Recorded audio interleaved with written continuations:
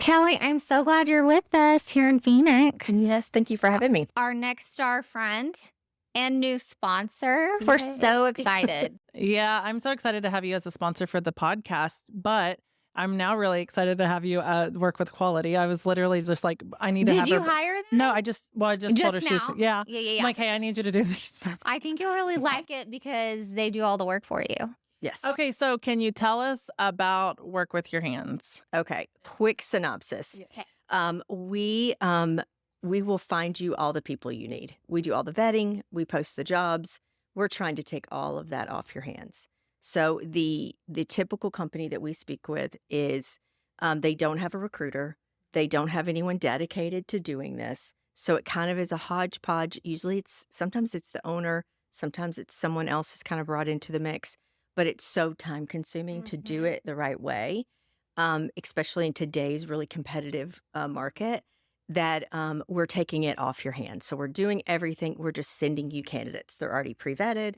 You've already talked to them. Yep. We know if they're a good fit. Well, what I liked about when we worked with them is, okay, so they're doing getting the leads for the employees, but then they send you an email and basically they're like Seth would send a whole email about the conversation, what he liked, maybe what he didn't like, and give you and kind of paint you a picture before you even set it up.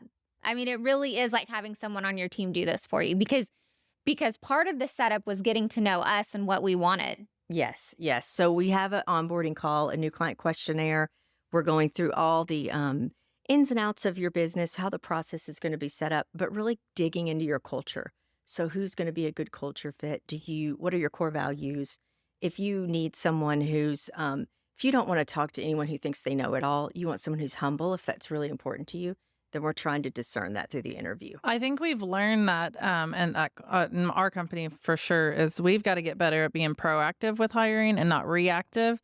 And so I think this sounds like a good fit for us. That's why when she was set down, I was like, okay, we're going to have to talk, because that is exactly what happens. And in our company, it's either me or one of the other managers that's managing Indeed. We're basically only utilizing Indeed. Where else are people applying? And I think we're missing a whole gap of people out there. And when we need someone, they're not always there on Indeed for us. And that happens so often. It's like, so what do we do now? And we've never just had an extreme focus on this. So do you see that a lot with companies just very reactively looking? It's pretty much the norm. Yeah, and it's the norm. People get so busy. Well, right. Everything's working and you have your people in place, and then all of a sudden someone gets injured, someone quits. It's just... You had to fire someone. Yes. Someone got into a fight with another employee. Yes. Someone wrecked your van. And then all of a sudden you're down 3 techs, and it's like that. It happens in waves too. Yeah. They call it a cluster for a reason. So I don't like the clusters. They stress me out. We call it a cluster something else, but I think I know what you're saying. Yep. That's what it is.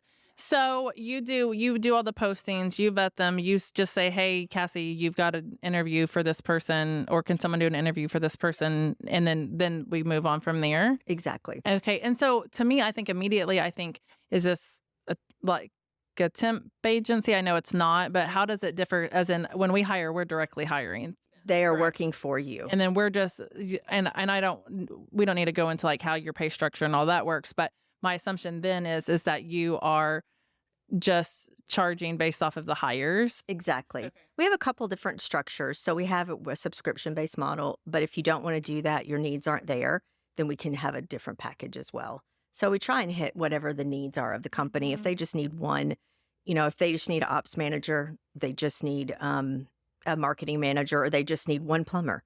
Maybe they're smaller. And I think what it was really cool about you guys, and probably makes you very different than everyone else that's out there, is they focus on just the field specifically. But when we were looking to hire an operations director, which is a different level, which probably wasn't going to be just industry specific, you guys were you had an amazing process and created a really great pool of people. We ended up deciding, okay, now is not the right time for us. About a year ago, we were gonna hire an like a director of operations. I mean, we wanted totally out of the business, right? It's funny. Hindsight's 2020. LOL. LOL. Ha ha ha.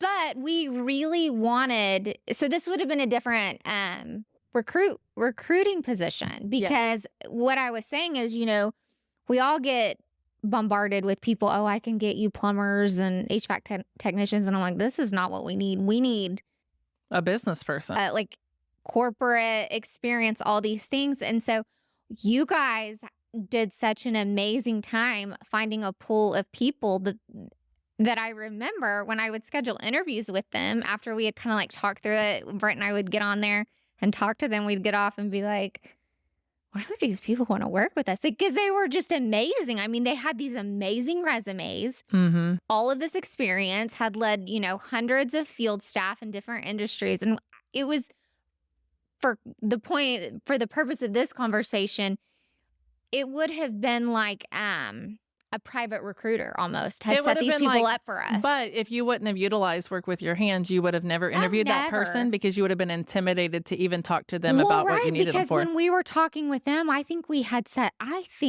I had met with you and Dana how many times trying to figure out what this person was going to be called. What are they doing? Mm-hmm. Where are they going to come from? It was a revenue director of revenue for a while or something. Or just I don't even remember. And I remember, it was sad when we realized we're like, okay, we're not ready for this yet. And it was actually our next star coach. He was like, not yet. Like, give me 6 months. Yep. But just the quality of people that you guys brought in for that position. I just remember thinking, I'm intimidated to be even talking to these people, from my Zoom. Yeah, you shouldn't be intimidated. But From you my were Zoom office, because they were incredible. Having them partner, having them as a partner brought you applicants that you wouldn't have been doing. And so in a completely different type of position than what you would see. That is somebody who's not going to apply to a job. That's somebody and that is where we're headhunting. So we're going out and we're researching. Is that the special sauce? It really is. Okay. So, and then we have any given time a pool of management leadership people that are willing to relocate, that want a new opportunity. They want to help companies grow. Yeah. And it just depends, for them, it's a challenge. It's having that right culture fit. It's all the things. Yeah. So how do you guys only work with trades companies? We anything. So we're not just residential service, but that is where we got started. And that's where Talk about how you two got started. It's a cool story. Yeah. So we got started because my husband owns a company in Northern Virginia. And he came we were at an industry event, and everybody there was talking about, hey, I could hit all my revenue goals if only I could get the tradespeople I need, if I need the field staff to bring in the revenue. And my husband's company was going through the exact same thing. And we've been together since I was 18, so a really long time. Wow. And only he said, 10 years. I know. And he said, do you want to be a recruiter? And it was my co-founder, Dana, her husband is my husband's operations manager. And so we were both going to start recruiting for them. And I said, I don't actually want to work for you. I want to start my own company. I've always wanted to start. But thank you for the idea. Yeah, thank you for the idea. But I've always wanted to have my own company. So yeah, let's start it. So we started with them. Our second client, we went to a trade show, and our second client was somebody who was at the booth next to us. They were actually not in residential service, but we grew organically, and we've just really grown. It's been awesome. But we really knowing residential service gave us a really good springboard. Originally we're on just a subscription-based service, right? But now you have that, you still do that, but you will do on demand. Exactly. Right? Exactly. Okay. So a lot of people will come to us for, right now we have a kind of like a lot of adjacent, if you will. So it's not necessarily like we've looked for HVAC technicians or, management, kind of facilities management kind of people for government contractors. We've looked for, we will go into commercial services if they need estimators and things like that. So it's really kind of expanded from residential service, because recruiting, at the end of the day, we've become really good at recruiting. So it's been really fun. We have a staff of 13, And You still have Seth? we do. Seth Yes, we love yeah, Seth. he's awesome. He every single person that works with him, they love him. And my He's awesome. team loves Seth. Yeah. Brent loves Seth. Yeah. Yeah. And we try to hook up the recruiter with who we think and the client with what recruiter Yeah. personality wise we think will work. It's not always possible, but we really try and Yeah. make it like a good fit because that's the person that's going to be your point of contact. They're going to be talking to you all the time. And if it's a good culture fit, then they get your culture. It makes it really easy for them Yes. to say, hey, this person has all the technical skills in the world, Mhm. That's but what they I are not going liked. to work out. Okay. And I will say what I really liked about our experience is because, like, once we got into the groove, we could send an email. You would start the process, and Seth would, so he would, he would send an outline, hit all the bullet points, and then he would say, I got a really good feeling, or this person said this, it's up to you. And we would just kind of know immediately whether or not we wanted to, because I think that we had developed such a relationship with him, especially Adam when he was with us. They had developed such a rapport that it really was having an extension of someone at Champion talking to these people because we had developed that relationship.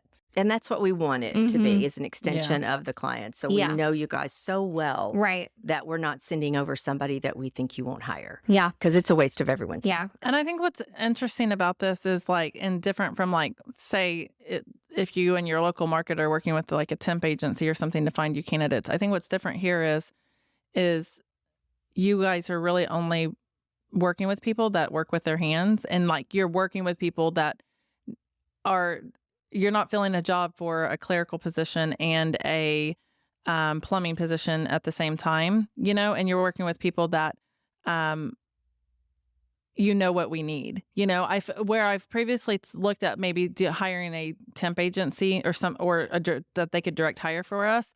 It never worked because I never felt like they could understand what we actually needed. You know what I mean? It's like, oh, you need a plumber. Well, yeah, but I need some more skills, like I'm looking for not just a body to fill. And sometimes in those types of companies, they're sending you bodies. 100%. A residential service technician is not just, it's not new construction. Mhm. It's not, it's an installer. It's different. Like have you driven a service truck? Have you worked with Service Titan or a House Call Pro or Field Whatever Edge or it whatever is. it is? But have you, and do we think that you can build a rapport with a customer? Mhm. Because you have to have some soft skills to be able to go into a customer's home Mhm. and speak with them and not be intimidated. And, maybe you are right there and you just need a little training, and that's okay because everybody we work with provides a lot of training on soft skills and how to do those things and present options. But at the same time, you can't be you can't be so rough around the edges that you're not able to do that. Yeah, we would be thrown like just anyone, they're like so excited. We have a journeyman for you. And I'm like, cool. What have they We're done gonna previously? need more information. Yeah. And Yeah. it's like nothing, never, ever have they ever drove to a customer's house and knocked on the door and done service. Yeah. They've been a 10 knocker or they've done this and that. And those are amazing skills. We Sure. often need those positions too. But on the HVAC service, it's not just anybody that can sit in the front seat of that truck. And we've definitely struggled in that not before, always actively now, right now, So, Yeah. every day of our life. Yeah. so why do you think you guys are different than someone else in the market doing this? Honestly, I think it's because of the background knowledge we have. Yeah. So we can hire anybody in this residential service ecosystem, if you will.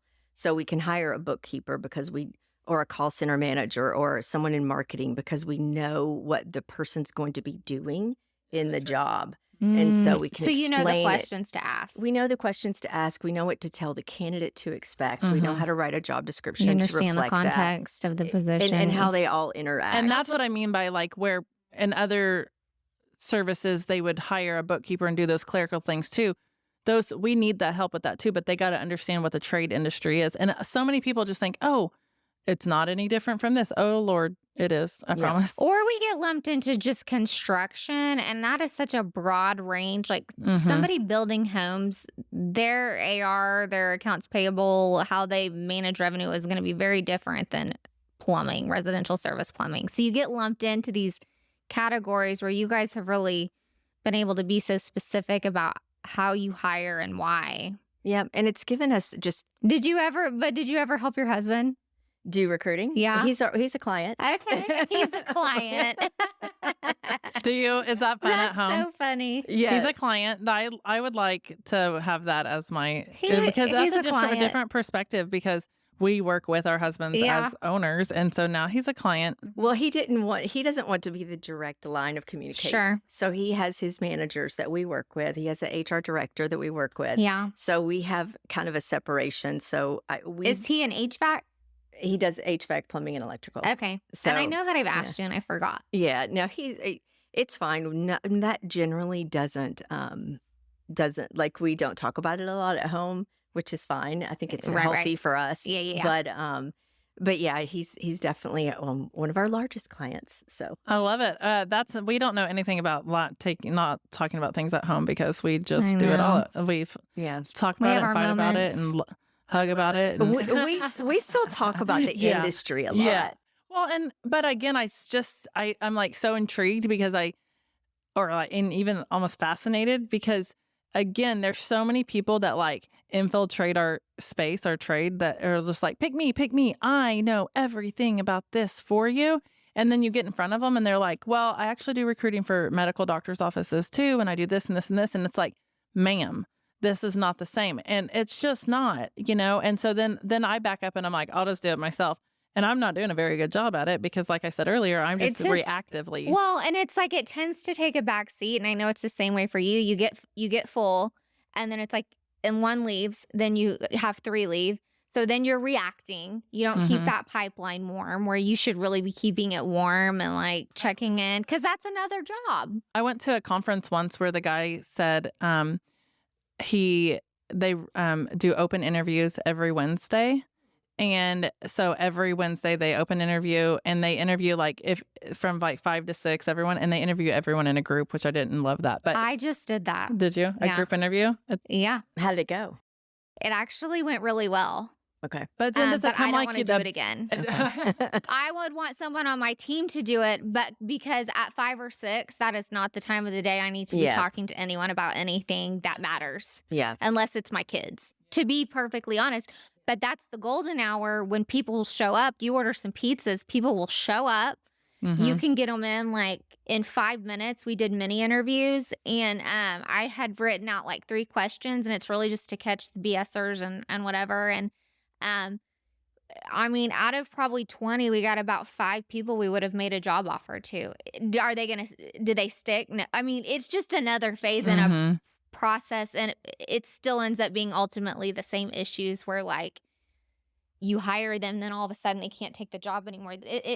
You have to overhire to really get to the head count you need. Yeah. You need to overhire by probably You have double. it takes 10 to get one good one. It's really hard to get in the retention. Everyone asks about retention, and it's a tough one Yeah. because it's really it's so specific to the market, to the company, to the technician. Like Yeah. all the things have to align. Yeah. But There's a lot of factors. Well, and okay, so this is a interesting question, and I don't know if there's even a way to answer it, but when you have someone, if you're basically headhunting for someone, right?